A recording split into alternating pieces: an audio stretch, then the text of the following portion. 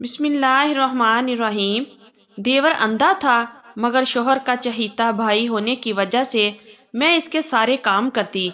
कभी कपड़े बदलती, कभी पास बिठाकर इसकी सारी बातें सुनती। वो भाभी भाभी करके मेरे और करीब हो जाता। लेकिन एक रात मैं इसके कपड़े बदलने लगी तो मेरे होश उड़ गए। जब इस रात देवर मैं शादी होकर अपने ससुराल आई तो रिश्तेदार खवातीन ने मुझे सहन में बिठा दिया। मेरे सामने ही चारपाई पर मेरा छोटा देवर बैठा टुकर टुकर मुझे देख रहा था और मुस्कुरा भी रहा था। सरसरी सी नज़र ही मेरी इस पर पड़ती थी।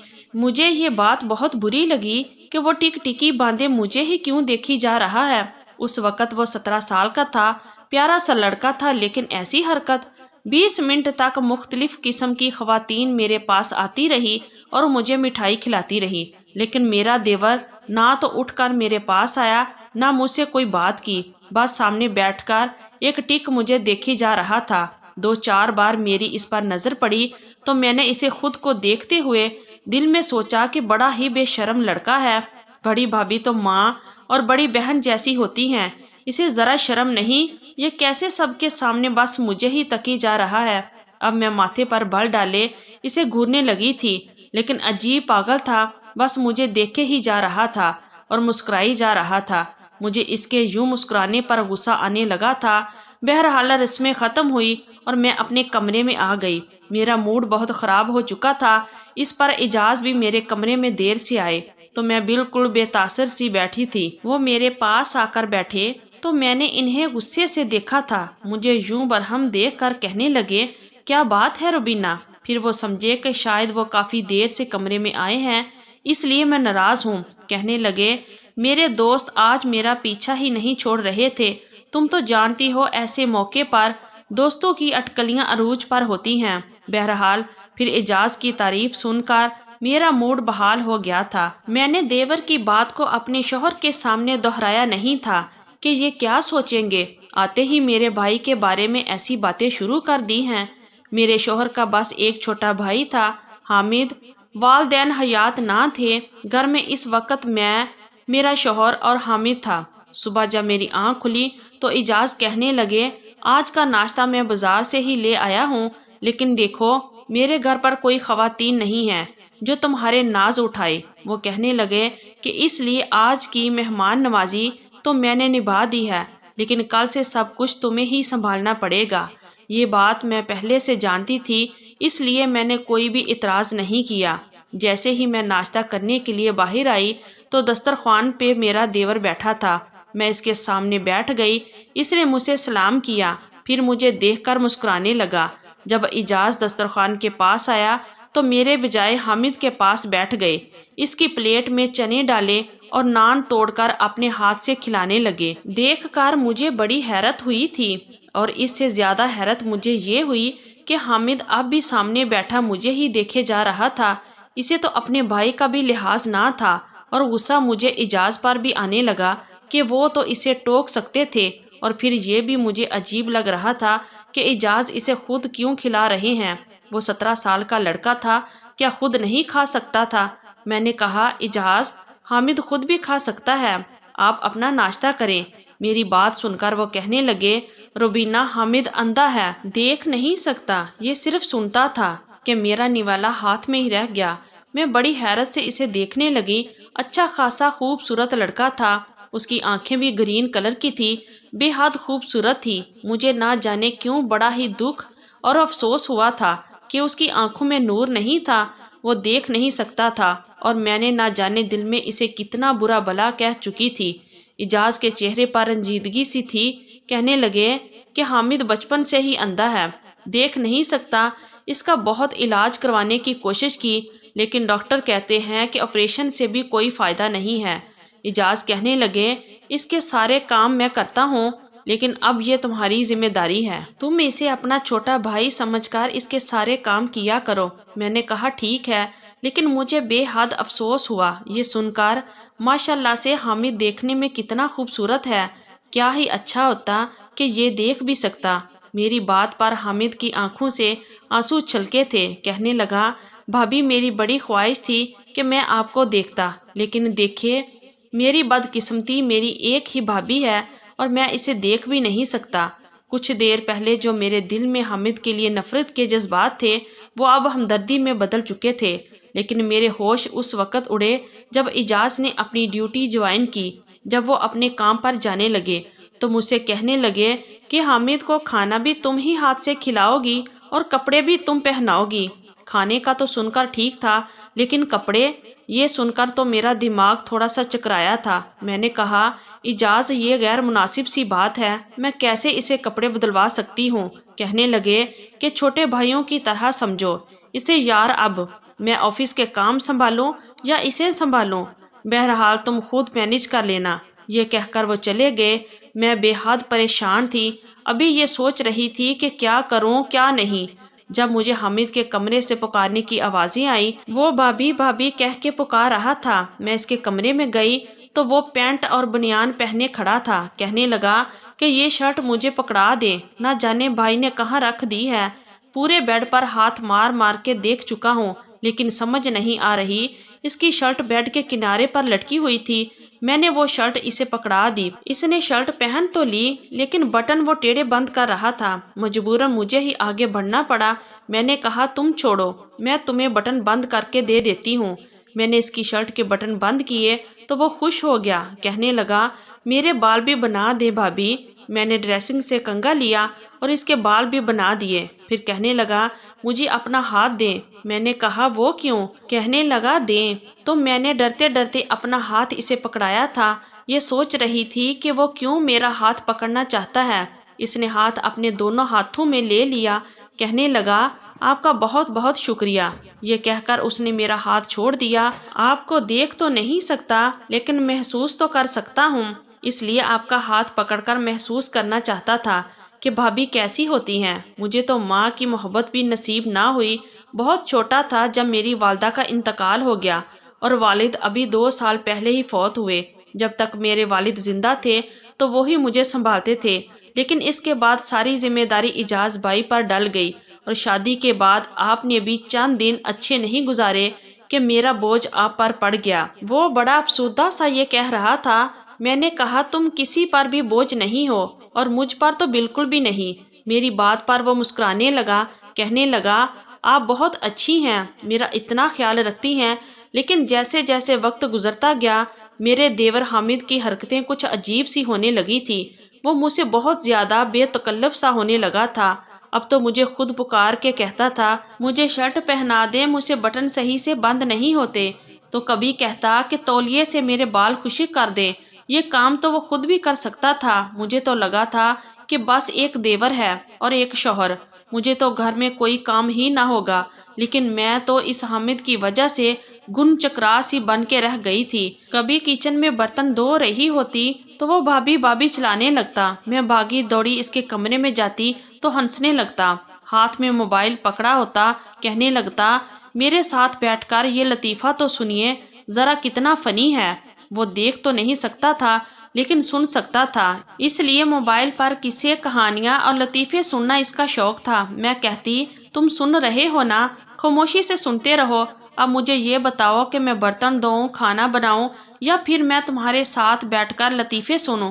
میں نے بڑے پیار سے اسے ڈانٹا تھا اور احساس بھی دلایا تھا کہ مجھ پر بہت ذمہ داریاں ہیں۔ وہ میری بات سن کر ہنسنے لگا۔ کہنے لگا، میرے پاس بیٹھیے اور میرے ساتھ لطیفے سنا کریں، آپ کی طبیعت بھی خوش باش ہو جائے گی۔ کام کیا ہے، چھوڑے کام کو، کام بھی کبھی ختم ہوئے ہیں۔ میں اس کے برابر میں بیٹھ گئی۔ میں نے کہا، اچھا چلو یہ بتاؤ، اب تمہیں بھوک لگے گی تو کیا کھاؤ گے؟ وہ ہنسنے لگا۔ کہنے لگا، آپ کا بھیجا کھاؤں گا۔ میں اٹھ کے کھڑی ہو گئی۔ میں نے کہا، خبردار، جو اب تم نے مجھے آواز دی، سمجھے نا؟ بس مجھے کام کے وقت ہی بلایا کرو، مجھے ابھی کھانا بنانا ہے۔ اعجاز مجھے بریانی کا کہہ کر گئے ہیں، اب تمہیں بھی تو بریانی پسند ہے نا، اور تمہیں کیا پتا کہ اتنا وقت لگ جاتا ہے بریانی بنانے میں، اوپر سے اتنی گرمی ہے کہ کچن میں کھڑا نہیں ہوا جا رہا۔ یہ کہہ کر میں باہر چلی گئی۔ 3-4 گھنٹے لگ گئے تھے مجھے کچن سمیٹتے ہوئے۔ میں نے بریانی بنائی، کباب بنائے، میں بالکل تھک چکی تھی۔ باہر آئی تو گھر گندا پڑا تھا، گھر کی صفائی کی، پھر سوچا کہ حامد کا کمرہ بھی لگے ہاتھ صاف کر دوں۔ لیکن جیسے ہی میں حامد کے کمرے میں داخل ہوئی تو وہ چیزوں کو ٹٹول کر اپنا کمرہ خود صاف کر رہا تھا۔ اس کے ہاتھ میں ایک کپڑا بھی پکڑا تھا جسے وہ فرنیچر صاف کر رہا تھا۔ میں دیکھ کر مسکرانے لگی۔ میں نے کہا، تم یہ کیا کر رہے ہو؟ میں کر دیتی ہوں۔ میں نے اس کے ہاتھ سے کپڑا چھینا۔ وہ کہنے لگا، نہیں، آپ تھک جائیں گی۔ مجھے بہت برا لگ رہا ہے کہ سارے کام بھائی نے آپ کے سر پہ ڈال دیے ہیں۔ بھابھی ایسا کریں کہ مجھے بتا دیا کریں، چھوٹے موٹے کام جو میں کر سکتا ہوں میں کر لیا کروں گا۔ وہ بڑی سنجیدگی سے اور فکر مندی سے کہہ رہا تھا۔ میں نے کہا کہ کچھ بھی کرنے کی ضرورت نہیں ہے، تم بیٹھے رہو۔ میں نے اس کا ہاتھ پکڑا اور اسے پکڑ کر بیڈ پر بٹھا دیا اور موبائل اس کے ہاتھ میں تھما دیا۔ میں نے کہا، تم بس ویڈیو سنا کرو۔ میں نے اسے ایک ویڈیو لگا دی جس میں لطیفے تھے، لیکن اس نے تو موبائل کے ساتھ ساتھ میرا ہاتھ بھی پکڑ لیا اور مجھے اپنے پاس بٹھا لیا۔ کہنے لگا، یہاں بیٹھو، اب بہت کر لیا آپ نے کام، اب آپ کچھ نہیں کریں گی۔ اس نے میرا ہاتھ بڑی مضبوطی سے پکڑا تھا۔ میں نے کہا، حامد یہ کیا حرکت ہے؟ میرا ہاتھ چھوڑو، شام ہو گئی ہے اور مجھے چائے بھی بنانی ہے۔ تم بتاؤ چائے کے ساتھ کیا کھاؤ گے؟ تمہارے لیے کچھ فرائی کر دوں؟ کہنے لگا، کچھ نہیں کھانا مجھے، آپ مجھے بھی اپنے ساتھ کچن میں لے جایا کریں، بس مجھے بتائیں کہ چائے کیسے بناتے ہیں۔ میں نے کہا، تم میری فکر چھوڑو۔ یہ کہہ کر میں نے اپنا ہاتھ اس کے ہاتھ سے چھڑوایا اور کچن میں آ گئی۔ اس کے لیے چائے بنائی، شامی کباب بھی تلے، پھر اس کو چائے دی۔ کباب کھاتے ہوئے مسلسل میری تعریف کر رہا تھا۔ پھر ایک دن وہ ہوا کہ میرے ہوش اڑ کے رہ گئے۔ مجھے صبح سے ہی بخار تھا، لیکن اعجاز کو میری کوئی پرواہ نہ تھی، بس مجھے بخار کی دوا دے کر چلے گئے۔ کہنے لگے کہ دیکھو تم بیمار مت پڑا کرو، میرا سارا گھر الٹا پڑ جاتا ہے، فٹافٹ سے بخار کی گولی کھا لینا اور کھانا گھر پر ہی بنانا۔ دوپہر کو بھی مجھے آفس کا بد ذائقہ کھانا کھانا پڑتا ہے اور گھر آ کر میں بازار کا کھانا تو بالکل نہیں کھا سکتا۔ ان کے سامنے تو میں نے کہا کہ چلو ٹھیک ہے، میں کر دوں گی، لیکن بخار کی دوا کھانے کے باوجود میرا بخار کم نہیں ہو رہا تھا۔ شاید میرے گلے میں انفیکشن ہو گیا تھا، گلے میں بھی شدید درد تھی اور میرا بخار کم ہونے کی بجائے بڑھنے لگا۔ میں اپنے کمرے میں بے سودہ لیٹی ہوئی تھی جب کمرے پر دستک ہوئی اور پھر دروازہ کھولا۔ حامد سامنے کھڑا تھا۔ میں نے بہت مشکل سے اپنی آنکھیں کھول کر اسے دیکھا تھا۔ وہ اپنی اسٹک کی مدد سے چلتا ہوا میرے پاس آیا۔ بھابھی، آپ کو کیا ہوا ہے؟ آپ نے ابھی تک میرا ناشتہ بھی نہیں بنایا، مجھے بہت شدید بھوک لگی ہے۔ میں نے کہا، میری طبیعت ٹھیک نہیں ہے، مجھے بخار ہے۔ یہ سن کر وہ پریشان ہو گیا۔ میں نے کہا، مجھ سے بالکل بھی اٹھا نہیں جا رہا، میں کیسے تمہارا ناشتہ بناؤں گی؟ وہ کہنے لگا، کیا آپ نے بھی ناشتہ نہیں کیا؟ میں نے کہا کہ نہیں، میری ہمت نہیں ہے کہ میں اٹھ کے ناشتہ بناؤں۔ ایسا کرو، تم اعجاز کو فون کر دو، اسے کہو کہ جلدی گھر آ جائے، مجھ سے کچھ بھی نہیں ہو رہا۔ میری بات سن کر وہ کمرے سے باہر چلا گیا۔ کچھ ہی دیر بعد اس کی چیخنے چلانے کی آواز آنے لگی۔ وہ سن کر میں یک دم بیڈ پر اٹھ کر بیٹھی تھی۔ اپنے بخار کو خاطر میں نہ لاتے ہوئے میں جلدی سے کمرے سے باہر آئی۔ چیخنے کی آوازیں کچن سے آ رہی تھی۔ جب میں کچن میں آئی تو میرے ہوش اڑ کے رہ گئے۔ اس کے کپڑوں پر آگ لگی ہوئی تھی۔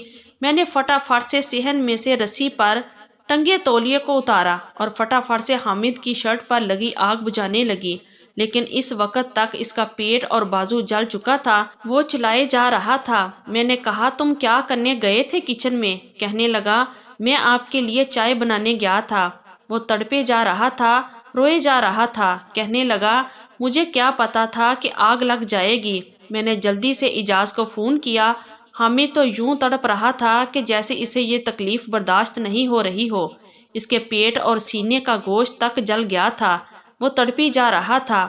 اعجاز کو جب پتا چلا تو وہ بھاگے دوڑے گھر آئے تھے۔ حامد کا پیٹ اور سینہ کافی حد تک جل چکا تھا، وہ روئے جا رہا تھا۔ اعجاز اسے ڈاکٹر کے پاس لے گئے۔ میں گھر پر ہی تھی اور پریشان تھی کہ جب مجھے اعجاز کا فون آیا میں نے فوراً سے فون اٹھایا۔ میں نے پوچھا کہ حامد کیسا ہے؟ وہ کہنے لگے، اس کا پیٹ اور سینہ بری طرح سے متاثر ہوا ہے، میں نے تمہیں کہا بھی تھا کہ اس کا خیال رکھا کرو۔ یہ کہہ کر اعجاز رونے لگے۔ کہنے لگے، مجھے بہت فکر ہو رہی ہے اس کی، اسے تکلیف برداشت نہیں ہو رہی، وہ بری طرح سے چلائے جا رہا ہے۔ میں نے کہا، مجھے بخار تھا، مجھے کیا معلوم کہ وہ کب کچن میں چلا گیا۔ آنسو تو میرے بھی بہہ رہے تھے۔ اجاز کہنے لگے کہ میں ہاسپٹل میں ہی رہوں گا، تم میرا انتظار مت کرنا۔ میں نے کہا ٹھیک ہے۔ مجھے لگا کہ صبح تک حامد کو فاقہ ہو جائے گا، وہ ٹھیک ہو جائے گا، پھر گھر آ جائے گا۔ میں اس کا بہت خیال رکھوں گی، وہ چند ہی دنوں میں بلا چنگا ہو جائے گا۔ لیکن جو خبر مجھے صبح سننے کو ملی، میرے ہوش اڑ کے رہ گئے تھے۔ اجاز نے کہا کہ حامد اب ہم میں نہیں رہا۔ یہ سننا تھا کہ میں رونے لگی۔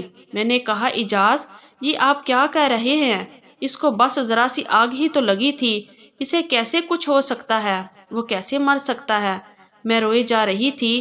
رو تو اجاز بھی رہے تھے۔ کہنے لگے آگ اس کے دل تک پہنچ چکی تھی۔ بہت کوشش کی ڈاکٹرز نے کہ وہ بچ جائے، لیکن اسے تکلیف سہی نہیں جا رہی تھی۔ پوری رات میرا بھائی درد سے روتا رہا تھا، میرا ہاتھ پکڑے یہی کہتا رہا، بھائی میں مرنا نہیں چاہتا، مجھے جینا ہے، مجھے بچا لو۔ ابھی تو بہن جیسی بھابھی ملی ہے مجھے، لیکن وہ جا چکا تھا۔ یہ ہم دونوں میاں بیوی کے لیے بہت بڑا صدمہ تھا۔ مجھے اکثر گھر میں حامد کی بھابھی بھابھی پکارنے کی آوازیں آتی تھی۔ میں بھاگ کر اس کے کمرے میں جاتی تو خالی کمرہ دیکھ کر میں پھوٹ پھوٹ کے رونے لگتی۔ مجھے لگتا ہے کہ وہ ہنس رہا ہے، کہہ رہا ہے، بھابھی چھوڑیں، سارے کام میرے پاس آ کر بیٹھیں۔ میں آپ کو لطیفہ سناتا ہوں۔ چند ماہ بعد میں امید سے ہوئی تھی۔ اجاز میرا بہت زیادہ خیال رکھنے لگے تھے، لیکن یہ پورا عرصہ میں نے حامد کی یاد میں روتے ہوئے گزارا تھا۔ وہ بالکل بے ذرا سا انسان تھا اور میرا بہت احساس کرتا تھا۔ میں خود کو کوس رہی تھی، کاش میں اٹھ ہی جاتی، ناشتہ بنا لیتی تو وہ یوں نہ جلتا۔ میرے گھر بیٹا پیدا ہوا تھا۔ اجاز بہت خوش تھے، کہنے لگے نام تم اپنی مرضی کا اس کا رکھو۔ میں نے کہا مجھے اس کا نام حامد رکھنا ہے۔ میری بات سن کر اجاز کی آنکھیں بھی اب دیدہ ہوئی تھی۔ میں نے اس بچے کو سینے سے لگا لیا۔ میں نے کہا اللہ تعالیٰ نے ہمیں دوسرا حامد دے دیا ہے، یہی اب ہمارے غموں کا مداوع کرے گا۔ یہ تھی ہماری آج کی سٹوری۔ اگر آپ لوگوں کو اچھی لگی ہے تو پلیز ویڈیو کو لائک کیجئے اور ہمارے چینل کو بھی سبسکرائب کیجئے اور کمنٹ باکس میں اپنی رائے کا اظہار ضرور کیجئے۔ شکریہ۔ اللہ حافظ۔